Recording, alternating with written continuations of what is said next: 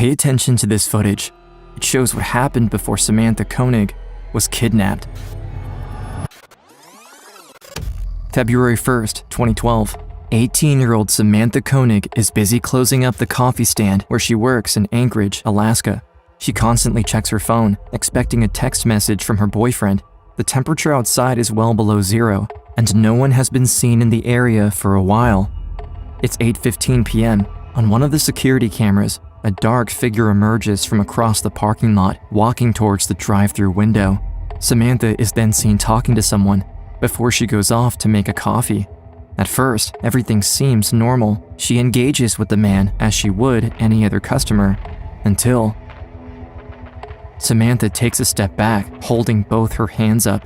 She seems terrified, but watch closely. In the next few minutes, she's going to leave a clue behind that could ruin his plan. Following the man's orders, she turns off the lights in the front and in the back. It's hard to make out what's happening inside the coffee stand, but Samantha appears to remove money from the cash register before she crouches on the floor and puts her coat on. The man then asks her to turn around before he leans in through the drive-through window and binds her hands behind her back. He then jumps through the window and into the coffee stand. For the next several minutes, Samantha is trapped, not knowing what's going to happen to her. When they get up to leave, she has something stuffed in her mouth.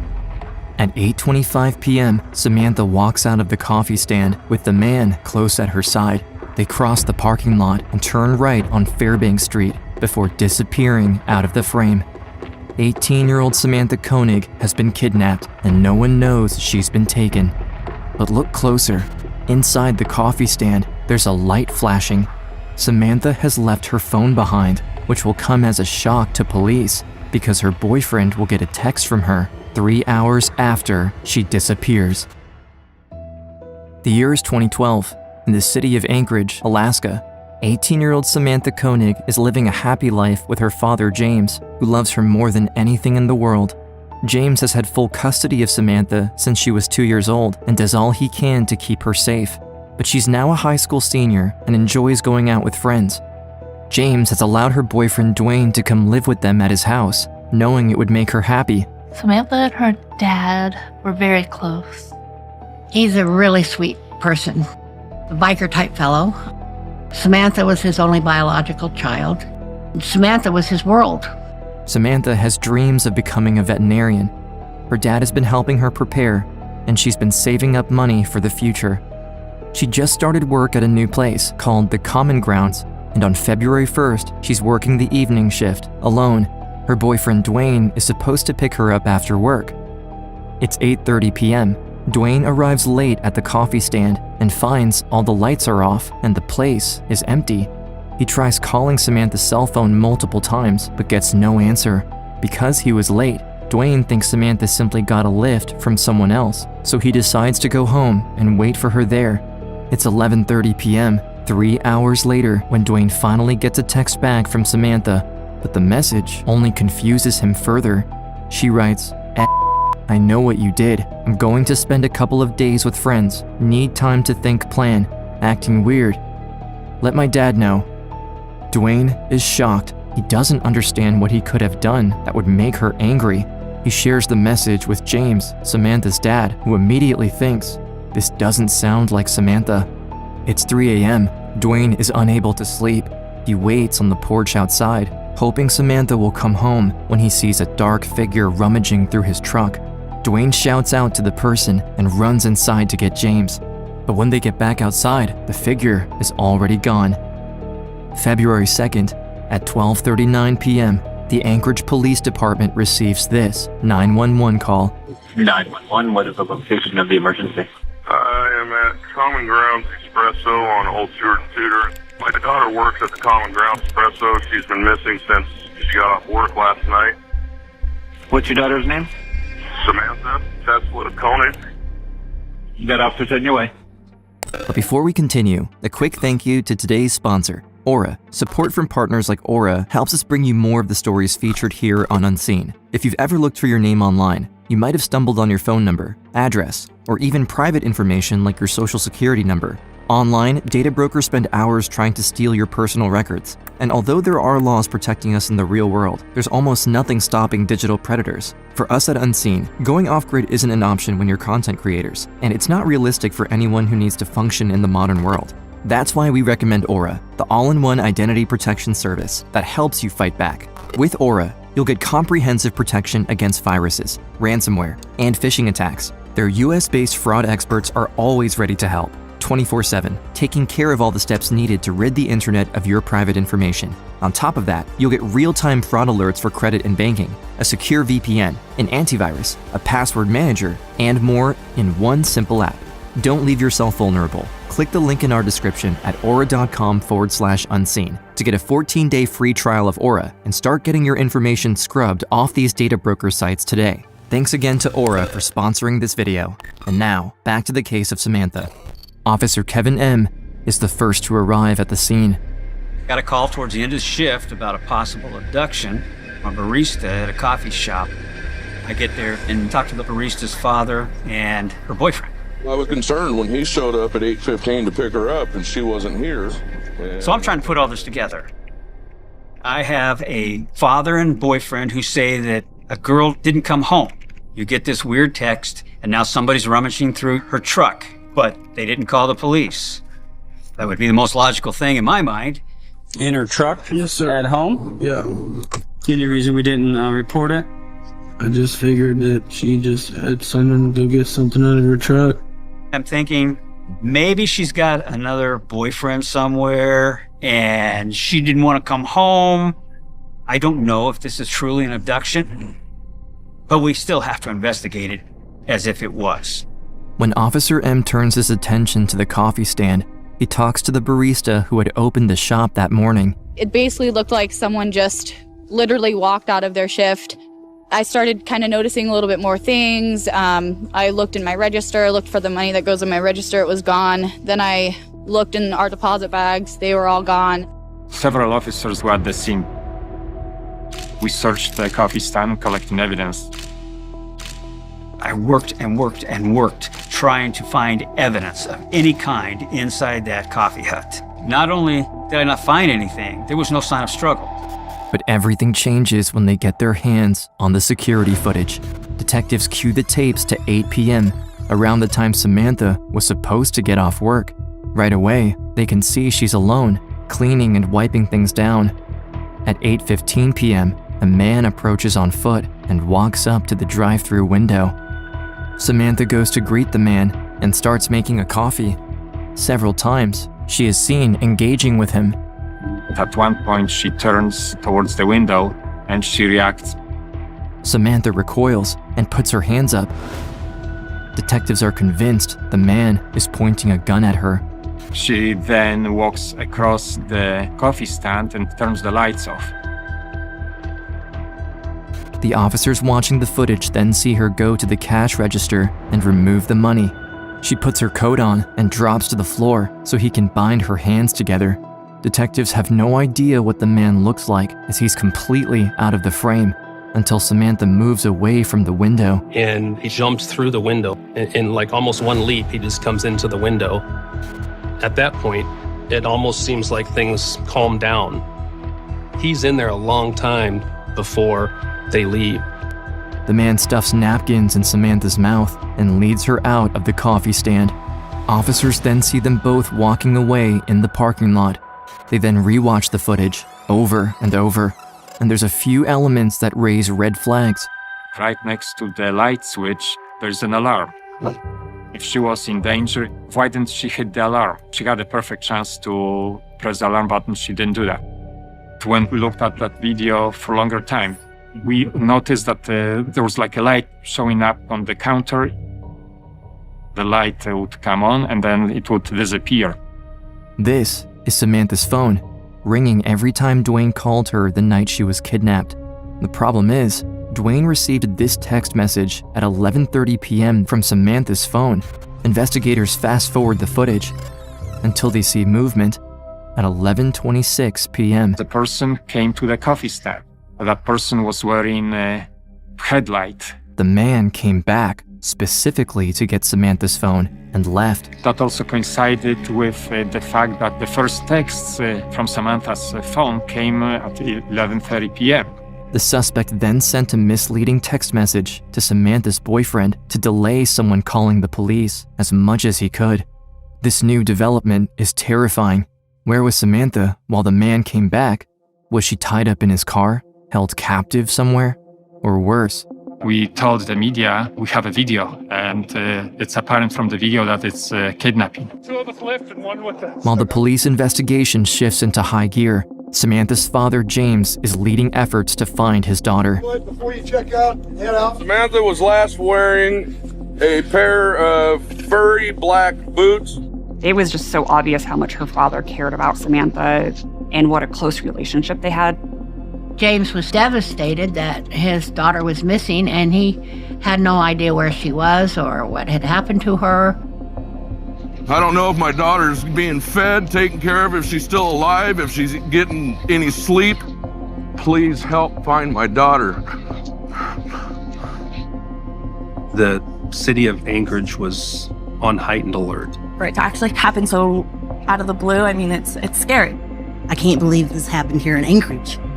The Anchorage Police Department asks for help from the FBI, but they have very little to go on. First 48 hours or so in any case is important to try to develop as many leads as you can. February 4th, Samantha has been missing for 3 days. James Koenig has started collecting money for a reward fund, and donations are pouring in by the hundreds. There is a $41,000 reward for her safe return. The investigation expands, and the FBI retrieves surveillance footage from the Home Depot parking lot across the street from the coffee stand. You could see a couple walking through the parking lot near a busy restaurant and go into a vehicle. From there, they proceed to get surveillance tapes from nearby street cameras. While the quality of the footage is too grainy to see the license plate, they now have the suspect's vehicle. So we knew it was a white Chevy pickup truck that the suspect was using. The problem is, there's around 700 white Chevy pickup trucks identical to this one in the city of Anchorage alone. Days pass, and while investigators follow up on every lead, they're no closer to finding Samantha. Days soon turn into weeks. James refuses to stand by idly while his daughter is still out there, so he takes to social media and publicizes Samantha's disappearance. Right now, we're probably getting 2 or 3 tips a day. Whether they're helpful or not, I really can't decide. I don't know what avenue the police are taking in the investigation. There were, of course, trolls, like there is in any social media. There were people that had their own view that she wasn't actually missing. People can be so cruel. I got to keep my spirits up and know that my heart still feels her and she's okay. And James Koenig pretty much called me daily. Slav, do you have anything new for me? Slav, is there anything we could do? Of course, I had a lot of sympathy for him. I'm a police officer, but I'm also a father. My daughter at the time was working in a coffee stand. You know, if it happened to Samantha, it could happen to somebody else. It's February 24th. Samantha has been missing for 23 days. James is out having a meeting at a restaurant with the search party team when Samantha's boyfriend, Dwayne, gets a text. His face goes sheet white. He hurries over to James and shows him the text. A text from Samantha's phone under a picture at Connor's Park, Ain't She Purty? James and his family rush over to Connor Park, where there's a bulletin board. Underneath a picture of a dog named Albert, there's a Ziploc bag. Inside is a folded sheet of paper. It's the first big break that happened in the case since obtaining some video evidence 3 weeks earlier. The letter is a ransom note written with a typewriter. The note confirms that Samantha is alive. In the note, he is telling us that once he collects $30,000 in 6 months to a year, then he will give information potentially where Samantha's at. There's a debit card number linked to Samantha's bank account where the funds should be deposited. Along with the ransom note, there's a photo of a young woman. She's naked, she's bound, her hair is braided, she's got duct tape over her mouth. The picture is a proof of life. showing a woman next to a newspaper from February 23rd. I contacted James Koenig if it was really his daughter. I knew that it was going to be heartbreaking for him to see that photo. It was just me and James Koenig in the interview room, and I put the photo in front of him. He stared at it for a long time, and then he said, "Yes, it is Samantha in the photo." When James learns about the ransom, he immediately tells Sergeant Markievich to use money from the reward fund. That same day, $5,000 is deposited into the account. We had a trace basically on the card so that if the card was used, we would be notified. However, it was a 10-minute delay in being notified. And 10 minutes in Anchorage at midnight, you can drive out of town. The city of Anchorage has about 500 ATM machines, making it impossible for them to monitor every single one. That night, the FBI gets a signal that Samantha's card has been used. Our officers rushed to the scene, but the suspect is gone. But what they do have is surveillance footage from the ATM. The suspect is wearing a mask, so they can't see any facial features. He has his hood up, is wearing goggles, and has on a big puffy jacket with the words Marine Corps on the back. But the most interesting part is the Nissan SUV the man is seen driving away in. This only confuses investigators further. Because the suspect could only withdraw the cash limit of $500, authorities are counting on him making another withdrawal. The FBI calls for backup and sends agents to every single publicly accessible ATM machine in the city of Anchorage. But the next time he uses the card is on March 7th in Wilcox, Arizona, over 4,000 miles away. The FBI contacts authorities in Arizona, but because of the 10-minute delay, the suspect is already gone. When they receive the footage from the ATM, investigators see the same man hiding his identity, but the car he's driving is now a white Ford Focus. That ATM withdrawal happens on March 7th. There's another one that day in Lordsburg, New Mexico. On March 10th, there's a withdrawal made in Humble, Texas. And then the next day, there's another withdrawal in Shepherd, Texas. During this whole time, we're asking ourselves, is Samantha with this individual? Is she in the vehicle? The FBI gets in touch with the Texas Rangers, and agents issue an alert to be on the lookout for a white Ford Focus. I get in my patrol car, just take off patrolling. I look to my right, and the first thing I look at is a white Ford Focus. So I called the Ranger. We dropped everything we were doing then, and we told Ryan, do not lose that car. While FBI agents are on their way, State Trooper Brian Henry follows the white Ford Focus from a distance. We got to get probable cause to get him stopped, so try to get in position to get him speeding or find another traffic violation. The white Ford Focus is two vehicles in front of me. It accelerated rapidly. So I said, well, hang on a minute, he might be speeding. Checked him with radar, he was running 58 and 55. Trooper Henry activates his lights. The car pulls into a local restaurant. As I walked up, I did realize we might be dealing with a kidnapping suspect. As he approaches the vehicle, he looks in the back seat, hoping to find Samantha, but the driver is alone. However, he knows there's still a chance she could be in the trunk. I kind of paused and looked through the window to see if I could see his hands. How you doing? Good. That's how it drove. Reason we stopped is I kind of down there looking around. Where are you from? I'm from Alaska.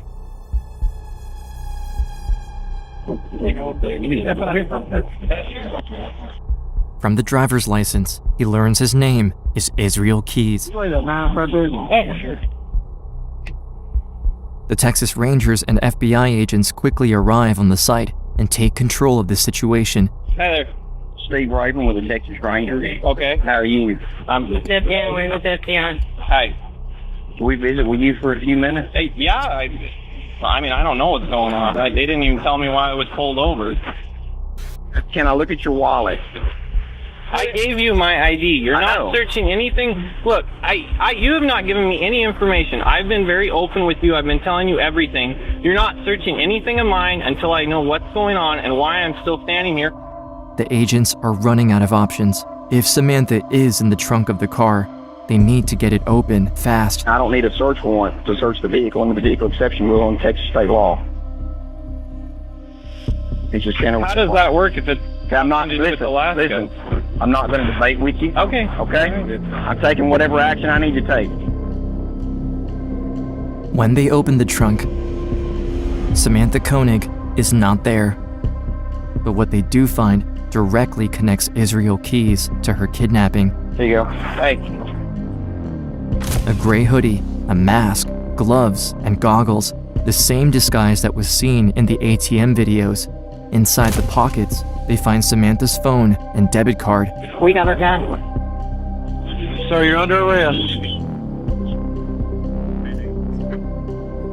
Investigators back in Alaska take the name Israel Keys and execute a search warrant on his house. I sent our officers to Keys' residence immediately to see if Samantha was being held inside the house or being held captive there.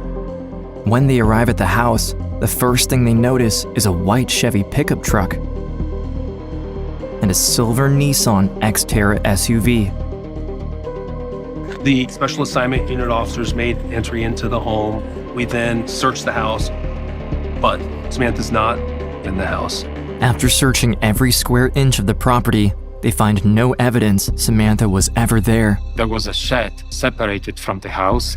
The whole shed was put onto a flatbed and taken back to the FBI building here in Anchorage. When the FBI dig into Israel Keys' life, they learn he has a girlfriend and a 10-year-old daughter. He owns a construction company and has never had any run-ins with the law. On the outside, no one could tell he was capable of doing something like this. The U.S. Marshals notified the court today that Israel Keys is in custody in the District of Alaska. The FBI is hoping to get Israel Keys talking. Only he knows where Samantha is. But when he's extradited back to Alaska, Keys learns from his lawyer that the computers from his house were seized, so he makes the most unexpected move. It's 15:48 by my watch. It's March 30th. You understand your rights? Yes. Are you willing to waive those rights and talk to us? Yes. He figured that having his computer, we'd be able to find big pieces of evidence. I think everybody really wants to know where Samantha is. Was that an okay place to start, or would you like to start elsewhere? Yeah, we can pull up a map there of Palmer area. Okay.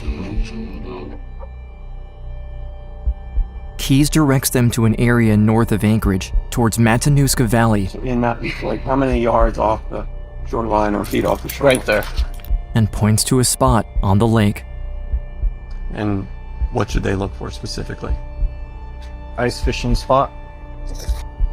Was it a hole that you cut, or was the hole there? No, it was a hole I cut. You'll see it.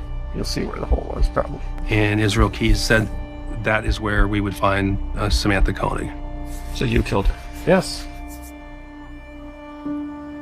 We knew that Samantha Koenig is dead. We knew that there's no more hope. Earlier today, a forensic dive team discovered in Matanuska Lake what investigators believed to be the body of Samantha Koenig.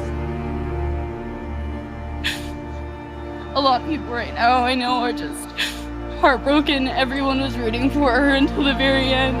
We couldn't believe it. We feel for the family. It's absolutely devastating.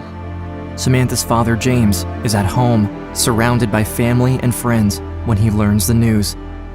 The room falls silent. James' worst fear has come true. I'd like to welcome you today to Samantha Koenig's celebration of life. James was devastated knowing that she wasn't going to be back. James will not have any grandchildren. James will not be able to give his daughter a hug ever again because of this creep. When did you first meet Samantha Koenig? Never met her. Never even seen her before. So why did you go to the Common Grounds coffee shop on that night at that time? Because they were open late. In his interrogation, Keys gives the details of what happened to Samantha. I had my police scanner on, and I had it in my ear. He tells her not to trigger the alarm because he will know if the police are notified and he will kill her. told her we were going for a little walk.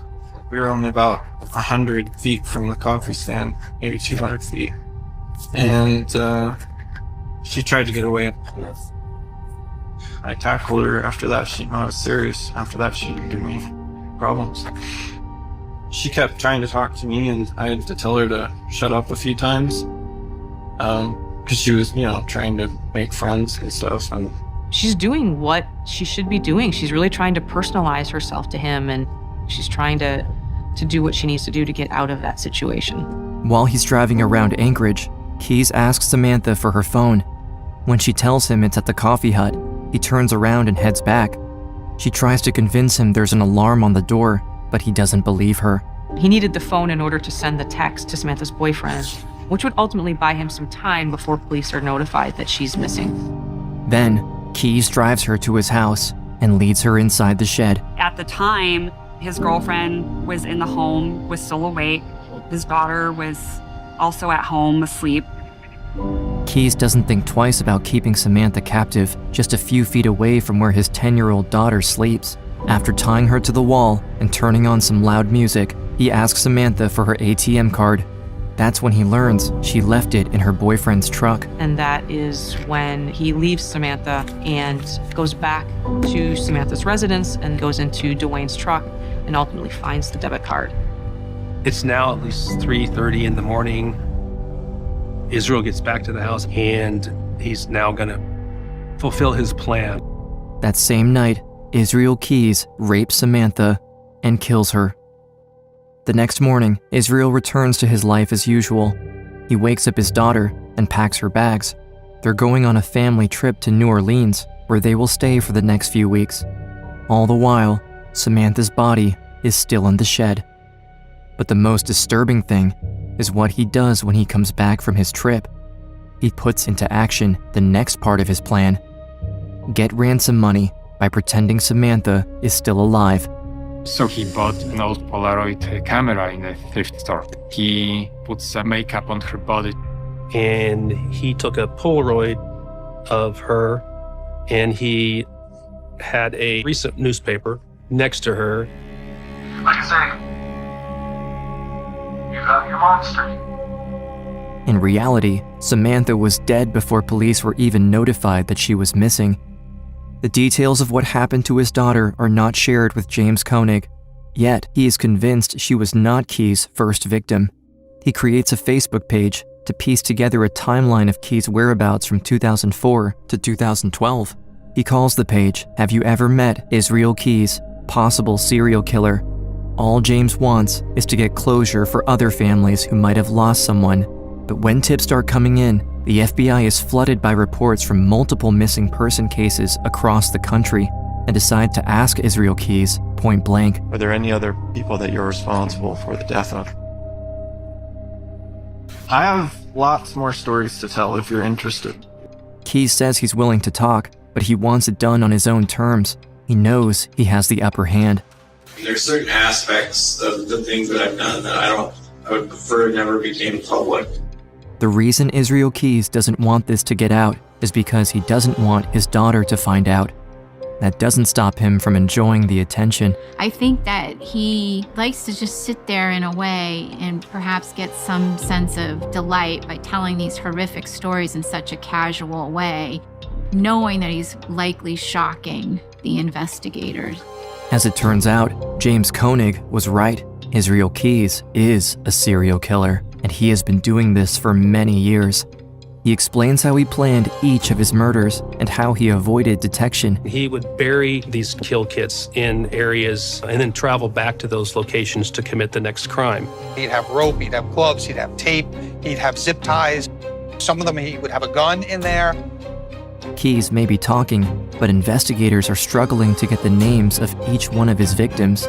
They spend days talking to him, hours on end, bowing to each of his demands, until one day, a TV news channel makes this announcement. A Channel 3 News investigation over the last several months has led us to the identity of the man accused of killing the couriers. He finds out his name has been made public and stops talking. I have no reason to tell you more information. May 23rd, 2012. Israel Keyes is scheduled to appear in court for a hearing. There's reporters from every news channel, but no video cameras are allowed inside the courtroom. James Koenig and his family are there. I was expecting it to be super quick, literally 1 or 2 word answers of, do you say you're innocent or guilty? And it turned into something else.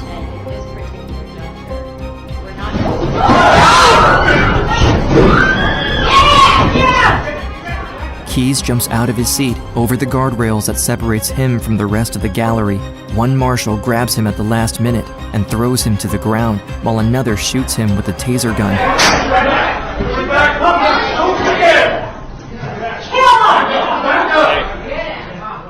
Without making a sound, Keyes jumped the railing where family and friends of Samantha Koenig were seated together. James Koenig, Samantha's father, declined to comment outside the courtroom. The next day, I interviewed Israel. What's changed since yesterday? More tips. November 29th.